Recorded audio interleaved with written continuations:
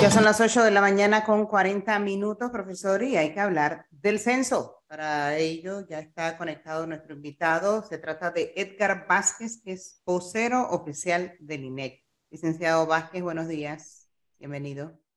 Ya, muchas gracias por la invitación. ¿Nos escucha bien? ¿Me escucha? Hola, ¿nos escucha? Sí, les escucho. Buenos días.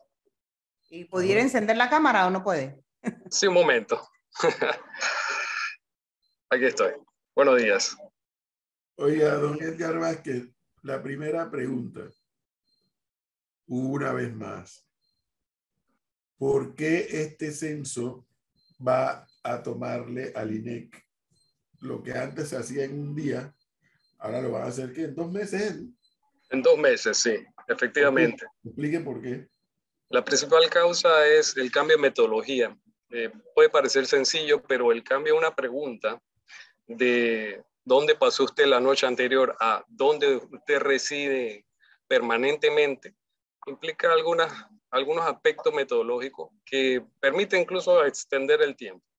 Y la decisión de extensión del tiempo básicamente radica para muchos países, porque no solamente Panamá tomó la decisión de cambiar la metodología, es debido a la pandemia.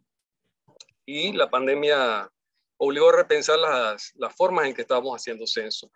Y precisamente porque la metodología de derecho permite reducir la cantidad de personas en una capacitación, así la concentración de personas en centros de acopio y demás.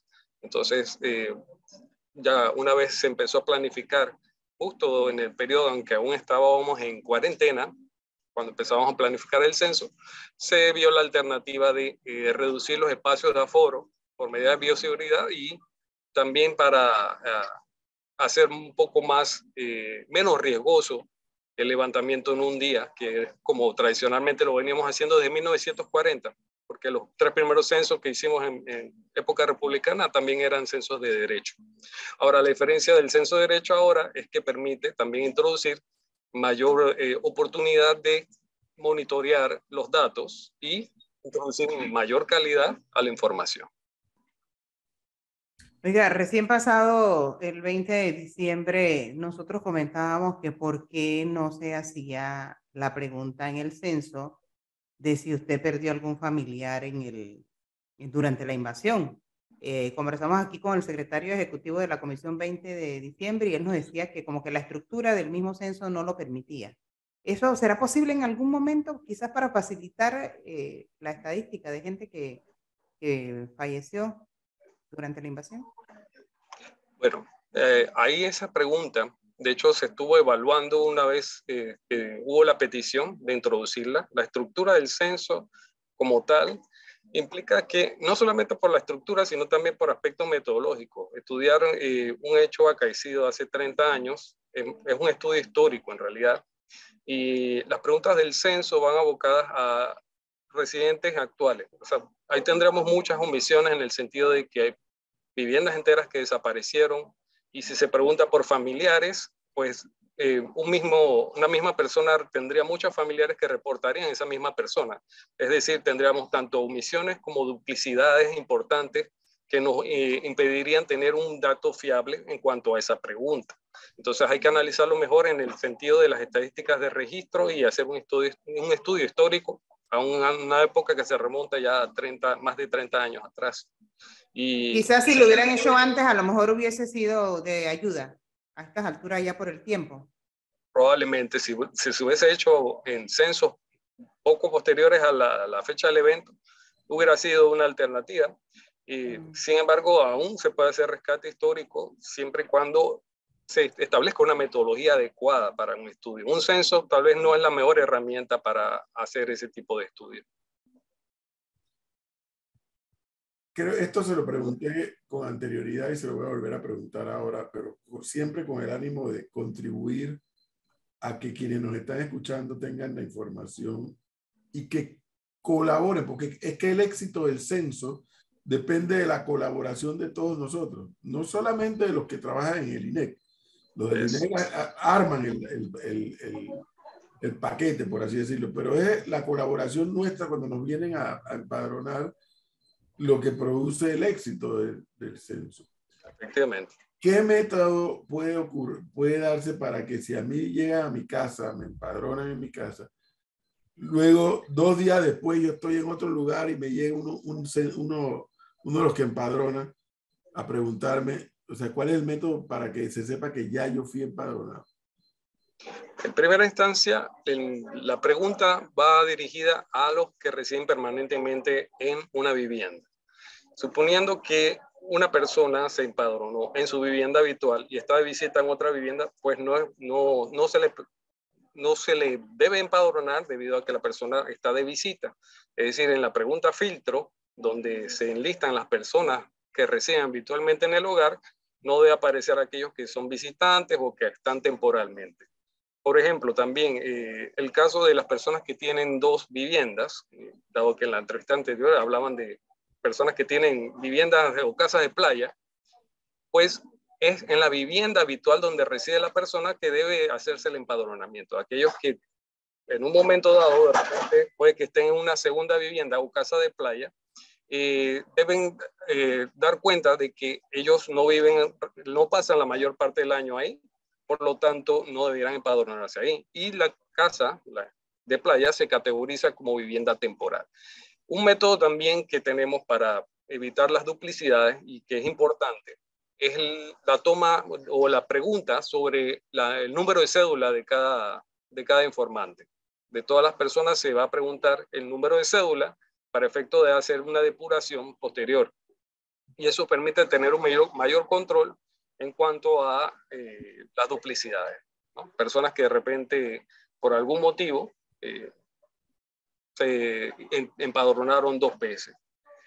En todo caso, nosotros instamos a las personas a que si ya se empadronó en una vivienda, hagan cuenta. Y si no se ha empadronado, no diga que se ha empadronado tampoco. Sea lo más honesto y sincero para que el empadronador tome los datos y le cuente correctamente. Y como usted dice, depende de la población y la voluntad cívica de que todos nos empadronemos correctamente. Claro, porque los datos tienen que ser certeros, ¿no? Para poder tomar quizás decisiones el gobierno después. Yo he visto, don Edgar Vázquez, he visto una publicidad que la vi en televisión y entiendo esa publicidad que cuando llega el empadronador es una persona de la casa la que va a dar la información, no todos. ¿Es así? En el caso de que no estén los presentes los demás miembros de la vivienda, pues una persona que sepa la información de todos los miembros puede dar la información. Si están todos los miembros de la vivienda, pues muy bien se puede hacer al estilo de antes, es decir, cada quien da sus datos, cada quien es informante directo de sus datos, pero en el caso de que no estén todas las personas presentes, pues alguien puede dar la información y le decimos al informante adecuado. Esa sería la publicidad. En caso de que... Y decirle. Exacto. Tendría que avisarle ese informante adecuado que, bueno, ya se empadronó, pasaron por acá, y avisarle a la persona que...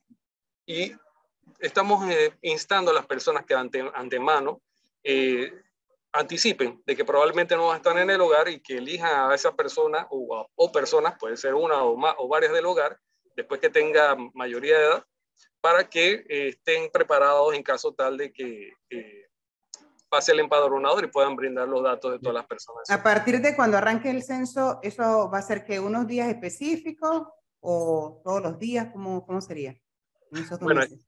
Los 2 meses están programados para que todos los días hagan visitas. Okay. Y nosotros vamos a concentrar el trabajo en fines de semana porque sabemos que son los días donde más están las personas en sus hogares. Sin embargo, todos los días van a estar visitando. Eso sí, ellos van a tener los empadronadores un día de descanso entre semanas, cada semana. Y el caso está en que en aquellas ciudades, por ejemplo, dormitorio, esas barriadas grandes, generalmente tenemos ese problema. Es difícil llegar a empadronarlas en días de semana. Por lo tanto, el trabajo, la estrategia para nuestra institución siempre ha sido aprovechar los fines de semana. Empezamos un domingo 8 de enero y redoblamos esfuerzos el sábado y el próximo domingo vamos rotando así las muestras. Ellos tienen una carga de trabajo que van a ir barriendo y va a estar asignado a cada empadronador. El empadronador está cubriendo una zona contigua de casas que se ha especificado de que sea cerca de su residencia para tener esa facilidad de ir y venir y hacer esas revisitas necesarias para lograr el empadronamiento.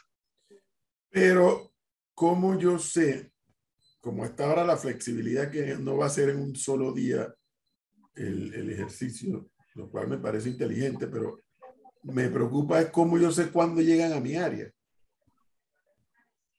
Sí.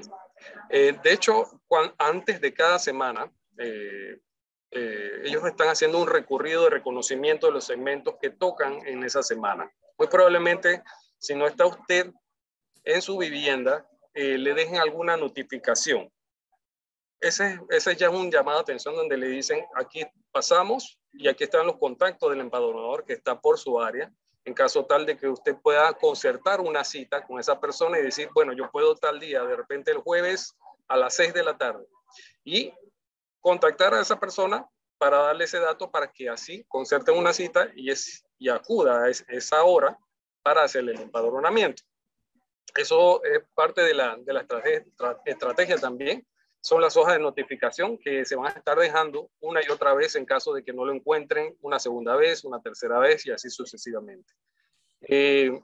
Otra de las, también a través de los vecinos se va a dar cuenta porque muy probablemente le digan, oye, por aquí pasaron, miren que tocaron a su puerta, y los empadronadores, ellos en su entrenamiento de capacitación, ellos se les insta a que indaguen si vive una persona ahí y pregunta a los vecinos.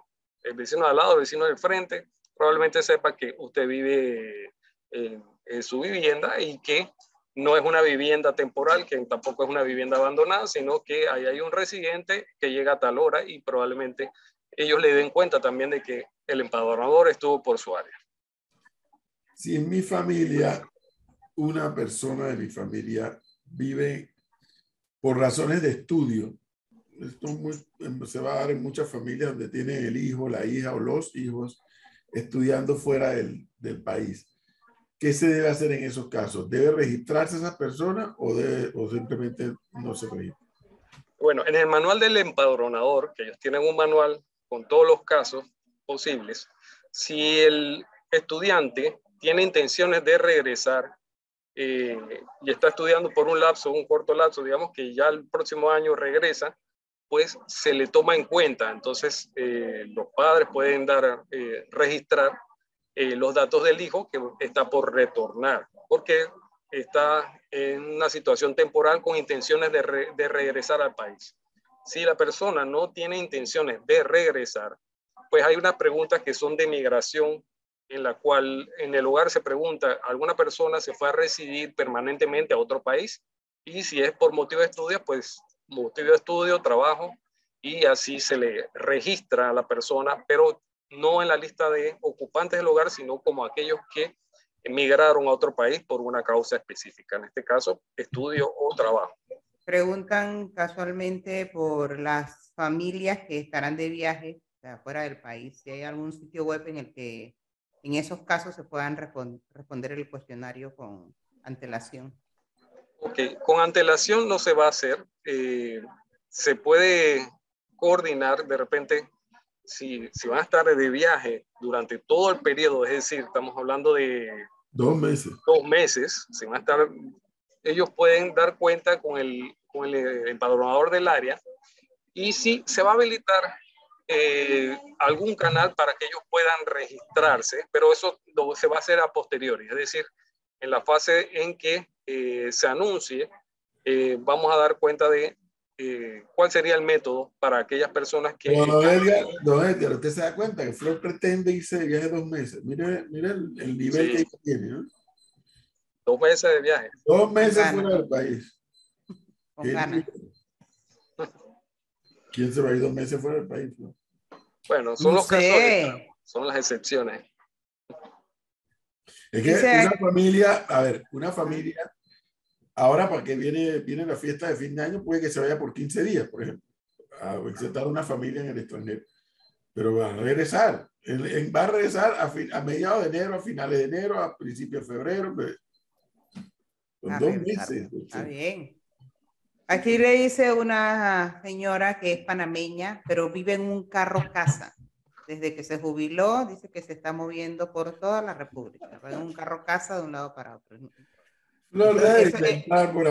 Eso pasa en Panamá. No sé, dice, ¿cómo puedo ser empadronada? No tengo un lugar fijo. Yo imagino que en el camino de un lado para otro, en algún lugar se los encontrará en 2 meses, ¿no? Esa es buena pregunta. Buena pregunta para los inspectores del área. Actualmente es inventora. Oiga, eso lo mandó un oyente ahí. Eso lo acaba de inventar, hombre.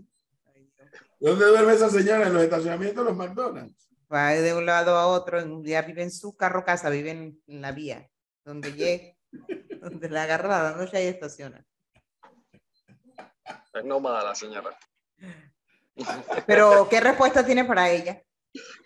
Bien, los inspectores de área, es decir, ya ahorita mismo están casualmente cerrando la capacitación a los personal aspirantes, empadronados y supervisores. Ellos tienen dentro de los manuales y guías medidas para casos específicos. En ese caso específico, pues yo le debo la respuesta, pero sí sé que los inspectores van a estar haciendo un recorrido en la semana de organización que va del 3 al 7 y se identifican que la señora va a estar ahí, pues se tomaría en cuenta como una vivienda en la cual ella reside permanentemente. También hay personas que viven en yates y viven en muelles, o sea, tienen su residencia en el mar, prácticamente, por así decirlo, o en la costa, y probablemente se empadronen ahí.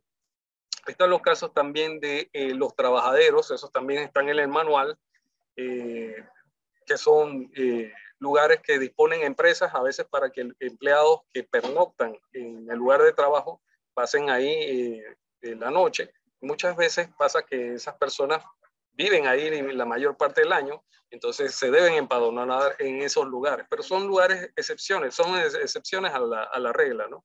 La mayoría del empadronamiento va a ocurrir en viviendas particulares habitadas, de las cuales las estadísticas se concentran y de hecho son las personas que en su mayoría van a estar respondiendo y abriendo sus puertas al censo. Aquí quiere que usted le responda qué hacen los que viven en invasiones de tierra. También se están considerando. El caso está en que las personas no confundan que el censo, así como protege el secreto estadístico y la confidencialidad del dato, hay una tradición en Panamá el creer que las invasiones previas al censo van a legitimar la invasión. Entonces, en ese caso, no se aferren a esa esperanza, porque en realidad el censo va a mantener el secreto estadístico y puede que se censen esas viviendas, pero eso no implica ningún estatus legal de que ellos residen en esa área. Y eso es una advertencia que se da, porque en censos previos, aquellos de un día, ha sucedido esos eventos, ¿no? Personas que previo al censo invaden un territorio pensando que van a legitimar la barriada como tal porque fue censada, y eso no es así. Pero sí, también hay un operativo especial para casos de refugios, para casos de personas sin hogar, porque tanto el censo tiene un doble objeto de estudio, que son las viviendas y las personas. Y personas que viven sin hogar o que están en situación de calle también van a ser censadas en un operativo especial que denominamos así mismo empadronamiento especial, y que van a ser parte del operativo en un días específicos para hacer ese levantamiento en conjunto con municipios u otras autoridades, iglesias también, que manejan o que en alguna forma gestionan a lo que son personas sin hogar. O sea, que apoyan en alguna medida, ya sea porque le ofrecen algún refugio temporal o porque le den alimentos. Entonces, en colaboración con ellos, vamos a estar tratando de hacer ese empadronamiento especial durante los meses también. Los meses de operativo. Bueno. Licenciado, gracias. Ahí están las preguntas, las respuestas a las preguntas. Bueno. Me imagino que de aquí al 8 de enero, a lo mejor podríamos tener otra sesión con... Seguro antes del 8 de enero. Vázquez, o quien es el INEC de designe para seguir ayudando a orientar en este ejercicio que vamos a hacer los panameños de el censo de población y vivienda, ¿no? Población y vivienda. El 12º de población y el 8º de vivienda. Don Edgar Vázquez, muchas gracias. Muy amable. Gracias a usted.